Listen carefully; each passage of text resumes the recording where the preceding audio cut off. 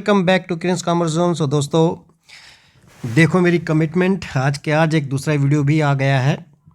जैसा मैंने आपको कहा था कि ये जितने भी एमसीक्यूज़ हैं आपके एग्ज़ाम से पहले मैं ख़त्म करवा दूंगा, तो उसी प्रॉमिस को रखने के लिए आज एक और सेशन में लेके आ गया हूँ और इसमें भी हम 20 क्वेश्चंस डिस्कस करेंगे। उसके बाद कल फिर 20 क्वेश्चंस करेंगे। इस तरह से हम अपना ये जो एमसीक्यूज़ की सीरीज़ है ख़त्म करेंगे। और ये जो पीडीएफ आपको 900 एमसीक्यूज़ पीडीएफ की जो सीरीज़ में चला रहा हूँ, ये पीडीएफ आपको मिलेंगे क्रिंस कॉमर्स जोन की ऐप पर। उस ऐप पर वो आप पीडीएफ ले सकते हैं। 10 मॉक टेस्ट भी हैं। मॉक टेस्ट देना बहुत ज़रूरी है क्योंकि आपकी जो एक्चुअल में परफॉर्मेंस है, किस तरह की आपकी प्रिपरेशन है, वो आप मॉक टेस्ट दे के ही जज कर सकते हैं। तो वो मॉक टेस्ट भी हैं और एक फुल लेंथ टेस्ट सीरीज़ भी उस ऐप में अवेलेबल है। आप वहाँ से वो ले सकते हैं और वो आपको उसका जो लिंक है वो डिस्क्रिप्शन बॉक्स में मिल जाएगा। तो चलिए दोस्तों, शुरू करते हैं क्वेश्चन नंबर 351 से। Which of the following is not recorded in cash book? इसमें से क्या है जो हम कैश बुक में रिकॉर्ड नहीं करते? देखिए, कैश बुक में हम सिर्फ कैश ट्रांजैक्शंस को रिकॉर्ड करते हैं, यानी कैश की रिसिप्ट और कैश की पेमेंट रिकॉर्ड करते हैं।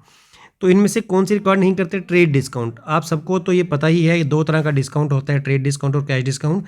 कैश डिस्काउंट की हम रिकॉर्डिंग करते हैं, ट्रेड डिस्काउंट की रिकॉर्डिंग नहीं करते। तो ट्रेड डिस्काउंट तो हम कहीं पर भी रिकॉर्ड नहीं करते। बैड डेट्स, जो पैसा हमारा रिकवर नहीं होता, वो हम रिकॉर्ड नहीं करते। तो ना तो कैश बुक की ये रिसिप्ट साइड में आएगा, ना पेमेंट साइड में, क्योंकि ये पैसा वो है जो डूब चुका है। कैश बुक में रिसिप्ट्स और पेमेंट रिकॉर्ड की जाती हैं। क्रेडिट परचेज, उधार में अगर हमने कोई गुड्स खरीदी, वो भी नहीं आएंगी क्योंकि उधार क्रेडिट है। तो कैश बुक में तो सिर्फ कैश से होने वाली ट्रांजैक्शंस ही हम रिकॉर्ड करते हैं, चाहे वो रिसिप्ट की हो चाहे पेमेंट की हो। इसलिए इनमें से कोई भी कैश बुक में रिकॉर्ड नहीं की जाती। आंसर रहेगा D, all of the above. चलिए दोस्तों, नेक्स्ट पे मूव करते हैं। Next question is which is not Contra entry in the cash book? इसमें से कौन सी है जो कैश बुक की कॉन्ट्रा एंट्री नहीं है? पहली, कैश डिपॉजिट टू बैंक। ये कॉन्ट्रा एंट्री है क्योंकि हमारा बैंक बैलेंस इससे क्या हो जाएगा? बढ़ जाएगा, कैश बैलेंस घट जाएगा। तो ये कैश बुक की दोनों साइड में आएगी, डेबिट साइड में भी और क्रेडिट साइड में भी। तो ये कॉन्ट्रा एंट्री है। कैश विड्रॉन फ्रॉम बैंक, इसमें कैश बैलेंस आपका बढ़ जाएगा, बैंक बैलेंस घट जाएगा। अगेन ये दोनों साइड्स में आएगी कैश बुक में। कैश कॉलम, जो कैश बुक है उसमें कैश कॉलम के डेबिट साइड में और कैश बुक के क्रेडिट साइड में बैंक कॉलम में ये रिकॉर्ड की जाएगी। Cash withdrawn from bank for personal use, हमने जो कैश पर्सनल यूज़ के लिए विड्रॉ की, ये कॉन्ट्रा एंट्री नहीं है। पर्सनल यूज़ के लिए अगर हम कैश विड्रॉ करते हैं तो ये सिर्फ कैश बुक की क्रेडिट साइड में रिकॉर्ड होती है। बैंक से अगर कैश निकाला तो बैंक कॉलम में अमाउंट लिखा जाता है, और कैश में से अगर निकाला पर्सनल यूज़ के लिए कैश, तो वो कैश कॉलम में रिकॉर्ड किया जाता है। So C is the right answer. Next, a person includes, income tax का क्वेश्चन है। एक पर्सन किसको कहा जाता है? Individual and HUF, firm and company, AOP, BOI, LA, every AJP, all of the above. तो ये पर्सन में सारे आते हैं, इसलिए आंसर रहेगा D, all of the above. अगर आपने टैक्स पढ़ा हुआ है तो ये आपको पता होगा। पर्सन, एसएससी किसे कहते हैं, then assessment year, previous year, ये आप सारा आप याद रखो।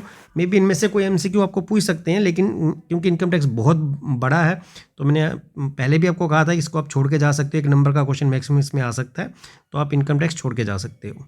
चलिए दोस्तों, next is a budget that requires management to justify all expenditure rather than just changes from the previous year is refer to as. वो बजट जिसमें मैनेजमेंट को ये कहा जाता है कि अपने सारे एक्सपेंडिचर को जस्टिफाई करो, rather than just changes from the previous year, ना कि ये बताओ कि प्रीवियस ईयर से अब क्या चेंजेस हुई। ऐसे बजट जिसमें हम नए सिरे से हर जो है चीज़ को लेकर हम बजट बनाते हैं, चाहे वो कॉस्ट बजट की बात कर लें, चाहे वो प्रोडक्शन बजट की बात करें, चाहे वो सेल्स बजट की बात करें, जिसमें प्रीवियस ईयर की फिगर को नहीं देखा जाता, ज़ीरो से शुरू किया जाता है, उसको हम कहते हैं ज़ीरो बेस्ड बजट। तो आंसर इज बी। ये बजटिंग का क्वेश्चन है। अगर आपने बजटिंग किया हुआ है तो आपको ये आंसर आपको पता ही होगा। Question number 355, a trial balance as on 31 December 2002 contains the following information. क्या इन्फॉर्मेशन है? 12% बैंक लोन, यानी एक लोन है 40,000 का, जिसके ऊपर 12% हमें इंटरेस्ट देना है। इंटरेस्ट पेड एज 3800, इसके ऊपर हमने 3800 का इंटरेस्ट दे रखा है। Interest debited to profit and loss account, हमें प्रॉफिट एंड लॉस अकाउंट में कितना इंटरेस्ट को डेबिट करना है। देखिए, 40,000 का लोन है और 12% इंटरेस्ट। अगर आप 40,000 का 12% करो तो 4800 आंसर आता है, जो कि हमारे प्रॉफिट एंड लॉस अकाउंट में डेबिट किया जाएगा। तो आंसर इज 4800। हाँ, इस क्वेश्चन में अगर ये पूछा जाता कि बताओ आउटस्टैंडिंग इंटरेस्ट कितना होगा, आउटस्टैंडिंग इंटरेस्ट। तो देखिए कैसे निकालना था। 4800 का टोटल इंटरेस्ट है, जिसमें से इंटरेस्ट हम पे कर चुके हैं 3800। तो 1000 का जो इंटरेस्ट है उसको हम कह देते हैं आउटस्टैंडिंग इंटरेस्ट। इन केस अगर हमें आउटस्टैंडिंग इंटरेस्ट पूछा होता, उस केस में हमारा आंसर ये रहता। तो खैर अभी हमें पूछा था कितना इंटरेस्ट डेबिट करना है, तो हमें टोटल में दिखाना है कि टोटल इंटरेस्ट जो पेड है और जो आउटस्टैंडिंग है दोनों दिखाना है, that is 4800। Next question is the estimated value at which an asset is expected to be sold after the end of useful life. यानी किसी एसेट की उसकी जो लाइफ होती है, हर एक एसेट की एक लाइफ होती है सिवाय लैंड के। तो जब हम एक एसेट की लाइफ ख़त्म हो जाती है, यानी वो हमारे लिए काम करना बंद कर देता है, उसके बाद जो उसको हम बेचते हैं कबाड़ की तरह, हम जब उनको बेचते हैं तो उसको हम क्या बोलते हैं? Residual value, salvage value, scrap value, all of the above. तो उसको हम इन तीनों नामों से जानते हैं। उसको रेजिडुअल वैल्यू भी कहते हैं, सैल्वेज वैल्यू भी और स्क्रैप वैल्यू भी। So D is the right answer. चलिए दोस्तों, next is what time would be taken into consideration if equal monthly amount is drawn as drawing at the beginning of each month। अगर हर महीने की पहली तारीख को हम एक इक्वल अमाउंट विड्रॉ करें तो हम कितना टाइम लेंगे ड्राइंग्स की कैलकुलेशन के लिए, यानी टाइम पीरियड क्या लेंगे। तो आपको याद होगा मैंने कहा था कि अगर आप beginning of every month drawings करते हो तो 12 + 1 डिवाइडेड बाय 2 करके आंसर ले लेना है 6.5 मंथ, जो कि अभी हमारा आंसर है भी। अगर आप eight the end of month drawing करते हो तो 12 - 1 डिवाइडेड बाय 2 यानी 5.5। और अगर आप मिडल में ड्राइंग्स करते हो हर महीने की मिडल में, तो मैंने कहा था 12/2 कर लेना है 6 मंथ। तो इस तरह से आपने निकाल लेने हैं। तो इस केस में क्योंकि हमने in the beginning of every month किया तो हमारा आंसर रहेगा 6.5 यानी पार्ट डी। चलिए दोस्तों, नेक्स्ट क्वेश्चन पे मूव करते हैं। Debtor as per trial balance. Trial balance के अकॉर्डिंग हमारे पास डेटर हैं 40,600 के। Bad debts not yet provided, इसमें 600 के बैड डेट्स हैं जो अभी तक हमने इसमें से डिडक्ट नहीं किए। फिर प्रोविजन फॉर बैड डेट्स 5% है डेटर्स का, और provision for discount and debtor है 2%। हमें कहा है amount of provision for discount and debtor बताओ। देखिए इसको कैसे करना है। सबसे पहले आपके पास डेटर्स कितने के हैं? 40,600 के। इसमें से पहले आपको माइनस करना पड़ेगा बैड डेट्स। बैड डेट्स थे हमारे 600 के, पहले आपको बैड डेट्स माइनस करने हैं। अब आपके पास कितना बच गया डेटर्स? 40,000 के। उसके बाद दूसरा स्टेप होता है प्रोविज़न माइनस करने का। प्रोविज़न कितना है? यहाँ पे कहा गया 5%। तो इसी 40,000 का आपको 5% कैलकुलेट करना है, जो होता है 2,000। फिर आपको ये भी माइनस करना है। अब कितने बच गए डेटर? 38,000 के। अब आपने डिस्काउंट बनाना है डेटर पे 2%। तो डिस्काउंट कितना होगा? 38,000 का 2%। अगर आप उसको डिवाइड करो 760, वो आंसर बनता है, जो कि हमारा आंसर ए है। तो आपने ये स्टेप याद रखना है कि अगर ये तीनों चीज़ें हैं, कौन कौन सी तीनों चीज़ें? अगर बैड डेट्स दिए हैं, प्रोविजन फॉर बैड डेट्स दिया है और डिस्काउंट दिया है, तो याद रखना पहले आपको बैड डेट्स माइनस करने हैं।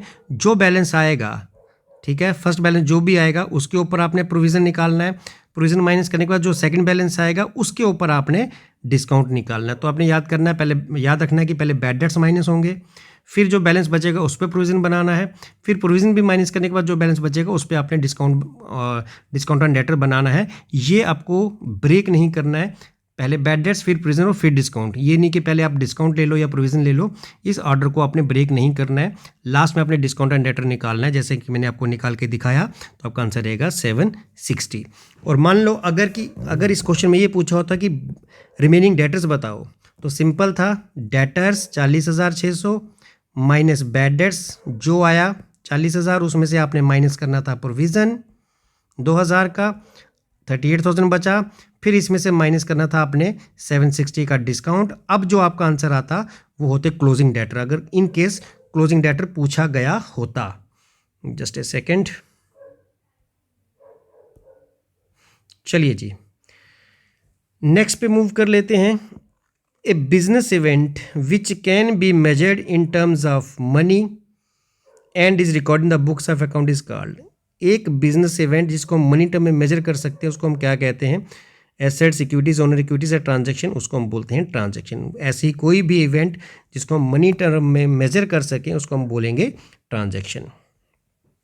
Next is one of the following is not an example of materiality concept. देखिए मेटिलिटी कंसेप्ट ये कहता था, मेटिलिटी कंसेप्ट में ये बताया गया है कि ऐसी कोई भी इंफॉर्मेशन जिसकी कोई बहुत ज़्यादा वैल्यू नहीं है, आप उस इंफॉर्मेशन को ना भी दिखाओ तो चलेगा। आपने एक फुल डिस्क्लोजर कंसेप्ट पढ़ा था जिसमें हमें ये बताया गया था कि कोई भी ऐसी इंफॉर्मेशन जिसका हमारे यूज़र्स पे, इंटरनल या एक्सटर्नल किसी भी यूज़र्स पे इम्पैक्ट पड़ सकता है, आपको वो इन्फॉर्मेशन दिखानी है। लेकिन कोई भी ऐसी इन्फॉर्मेशन जिसकी कोई इतनी वैल्यू नहीं है कि जिसके बताने से किसी भी हमारे इन्वेस्टर या यूज़र्स का डिसीजन चेंज हो सकता है, उसको हम छुपा भी सकते हैं।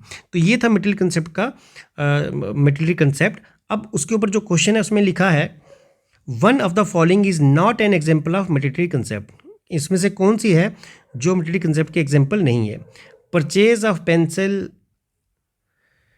Recorded as an expense instead of including. एक मिनट, इस क्वेश्चन को ही पहले हम चेंज करें। One of the following is an example of materiality concept. इसमें से एक एग्जाम्पल है जो मेटिलिटी कंसेप्ट की एग्जाम्पल बनेगी। इन चारों में एक ऑप्शन जो है वो मेटिलिटी कंसेप्ट की एग्जाम्पल बनेगी। पहला, purchase of pencil recorded as an expense instead of including stock. हमने पेंसिल परचेज की, उसको हमने जो है एक्सपेंस रिकॉर्ड कर दिया और उसको अगर हमने स्टॉक में इंक्लूड नहीं किया। मतलब एक छोटी सी इन्फॉर्मेशन है कि एक पेंसिल थी, उसको हमने एज एन एक्सपेंस रिकॉर्ड कर दिया जबकि हमें उसको स्टॉक में रिकॉर्ड करना चाहिए था। दूसरी information, purchase of car for private use. हमने गाड़ी खरीदी प्राइवेट यूज़ के लिए। Purchase of plant for business के लिए एक प्लांट खरीदा। और लास्ट था purchase of building to extend the business. बाकी देखिए तीन इन्फॉर्मेशन जो भी हैं पहली को छोड़कर, ये ऐसी इन्फॉर्मेशन है जिसकी एक वैल्यू है। लेकिन एक पेंसिल को हम एक्सपेंस रिकॉर्ड कर दें इंस्टेड ऑफ स्टॉक, इसकी कोई इतनी वैल्यू नहीं है। ये इन्फॉर्मेशन ऐसी नहीं है जिसकी वजह से किसी का भी डिसीजन चेंज हो सके। सो ये एक एग्जांपल है कि जो मेटिलिटी कंसेप्ट है उसको उसके अकॉर्डिंग है। तो question one of the following is an example, not mean an example of materiality concept. जो मेटिलिटी कंसेप्ट की एक एग्जाम्पल है वो ये है पेंसिल की परचेज, जिसको कि हमने एक्सपेंस रिकॉर्ड कर दिया instead of including in stock. चलिए जी नेक्स्ट पे मूव करते हैं। Next is income from illegal business are. अगर किसी इलीगल बिजनेस से हमें इनकम हुई तो वो एग्जेम्प्टेड इनकम वो होती है जिन पे हमें कोई भी टैक्स नहीं देना है। वो फुली टैक्सेबल है, पार्शली टैक्सेबल है या ऑल ऑफ द अबव। देखिए जो बिजनेस इलीगल है उस पे होने वाली कोई भी इनकम जो है वो फुली टैक्सेबल होती है। इनकम टैक्स का ये क्वेश्चन है। चलिए दोस्तों next is any payment made to outside India but TDS is not paid then it will B.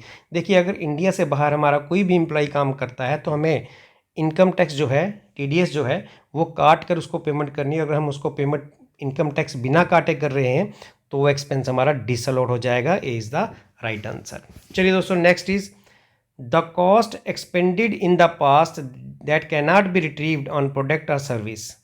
कोई ऐसा खर्चा जो हम पास्ट में कर चुके हैं लेकिन अब उसको हम रिट्रीव नहीं कर सकते, रिकवर नहीं कर सकते, ऐसी कॉस्ट को क्या बोलेंगे? फॉर एग्जांपल कोई मैंने लैपटॉप खरीद लिया था पास में, या कोई मैंने कैलकुलेटर खरीद लिया, तो ऐसी कॉस्ट जो हम कर चुके हैं लेकिन अब वो रिकवर नहीं हो सकती, उस कॉस्ट को हम क्या बोलेंगे? सो उस कॉस्ट को बोला जाता है संक कॉस्ट। तो उसको क्या बोलेंगे हम? Sunk cost. ये आप याद रखोगे कि संक कॉस्ट वो कॉस्ट होती है जो रिकवर नहीं होती, जो हमारी जेब से जा चुकी है लेकिन अब उसकी रिकवरी नहीं हो सकती। चलिए दोस्तों next is basic object of cost accounting. Cost accounting का बेसिक ऑब्जेक्ट क्या है? Tax compliance, financial audit, cost assessment या प्रॉफिट एनालिसिस। कॉस्ट अकाउंटिंग का बेसिक जो ऑब्जेक्ट होता है वो होता है किसी प्रोडक्ट की कॉस्ट निकालना। क्योंकि जब भी हमें किसी प्रोडक्ट का सेलिंग प्राइस फिक्स करना है, सेलिंग प्राइस से पहले हमें ये जानना पड़ता है कि उस प्रोडक्ट की कॉस्ट हमारे लिए क्या होगी, तभी तो हम सेलिंग प्राइस फिक्स कर पाएंगे। तो कॉस्ट अकाउंटिंग जो है सिर्फ और सिर्फ एक प्रोडक्ट की किस तरह से कितनी कॉस्ट आएगी उसके लिए जो है वो कॉस्ट अकाउंटिंग हमारे लिए ज़रूरी है। So cost assessment is the right answer. चलिए next is an investment company has valued its inventory at its current market price which is higher than its cost, which accounting principle is violated. एक investment company ने अपने जो inventory मतलब stock की cost को market price पे रखा जो कि उसकी कॉस्ट से ज़्यादा थी। मतलब सपोज करो इन्वेंट्री की कॉस्ट 5,000 थी लेकिन मार्केट प्राइस 6,000 था, तो उस कंपनी ने उस कॉस्ट की वैल्यू को 6,000 पे रखा, तो किस कंसेप्ट को वायलेट किया?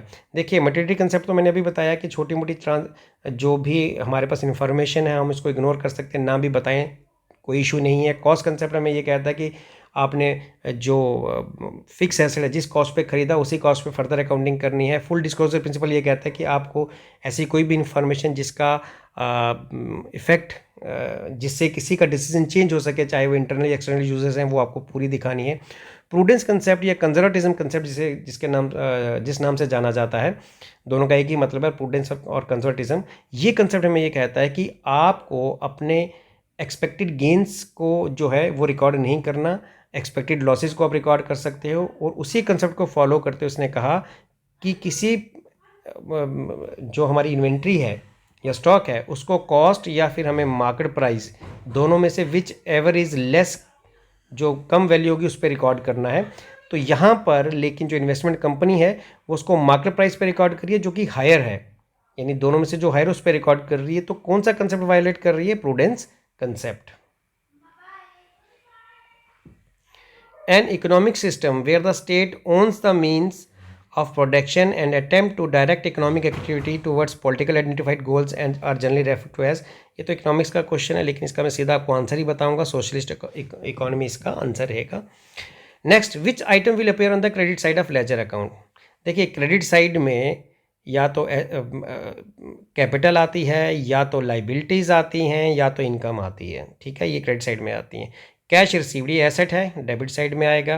परचेजेस एक्सपेंस हैं, डेबिट साइड में आएंगे। डिस्काउंट रिसीव्ड ये इनकम है, तो मैंने कहा इनकम कहाँ आती है? क्रेडिट साइड में, so D is the right answer. Rent expense है, तो एक्सपेंस कहाँ आते हैं? डेबिट साइड में। चलिए दोस्तों next is impressed amount of ₹500। देखिए दोस्तों इम्प्रेस्ड सिस्टम जो है पेटी कैश बुक में फॉलो किया जाता है। इस सिस्टम का ये मतलब होता है कि पेटी कैशियर जितना खर्चा करता है पेटी कैश में से उतनी पेमेंट उसको हेड कैशियर कर देता है, यानी जितना वो खर्चा करेगा उतनी पेमेंट उसको हो जाएगी। इसी सिस्टम को इम्प्रेस सिस्टम कहते हैं। तो यहाँ पर कहता है इम्प्रेस्ड अमाउंट 500 है।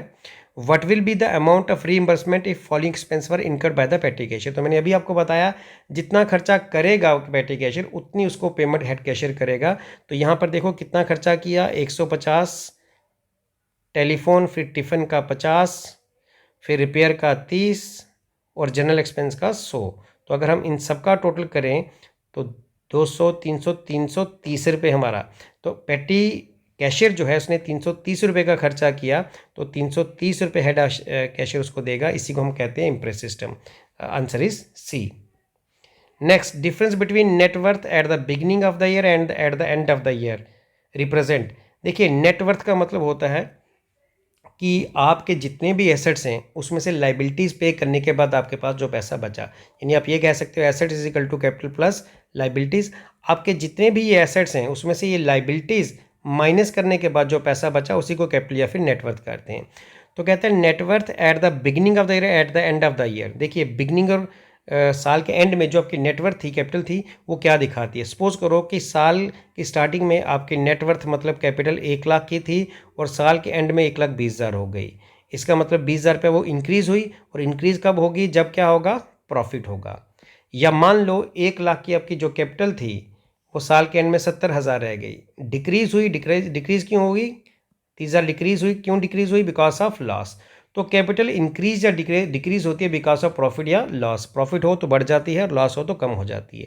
तो अगर डिफरेंस बिटवीन नेटवर्थ हमें eight the beginning and at the end of the year लगाना है तो वो उसका जो आंसर होगा, बैलेंसिंग फिगर होगी, वो क्या होगा? वो या तो फिर प्रॉफिट होगा या फिर लॉस। चलिए दोस्तों एक लास्ट क्वेश्चन हम कर लेते हैं। Expenditure incurred on extension to an existing property stated as. एक एग्जिस्टिंग प्रॉपर्टी में अगर हमने कोई एक एक्सपेंडिचर कर दिया, फॉर एग्जांपल एक बिल्डिंग थी उसमें एक फ्लोर हमने और बना दिया, पहले से मान लो 2 फ्लोर थे, एक फ्लोर और तीसरा फ्लोर भी हमने बना दिया। तो ये जो हमने खर्चा किया ये कौन सा एक्सपेंडिचर है? Revenue loss, capital profit, revenue expenditure, capital expenditure. ऐसा कोई भी खर्चा जो लंबे समय के लिए किया जाता है जिसका बेनिफिट लंबे समय के लिए हमें मिलेगा वो कैपिटल एक्सपेंडिचर की कैटेगरी में आता है। तो ये हमारा क्या रहेगा? Capital expenditure. तो दोस्तों ये थे आज के और 20 MCQs। इसके बाद नेक्स्ट 20 MCQs हम कल करेंगे। आज के लिए इतना ही दोस्तों। Thank you.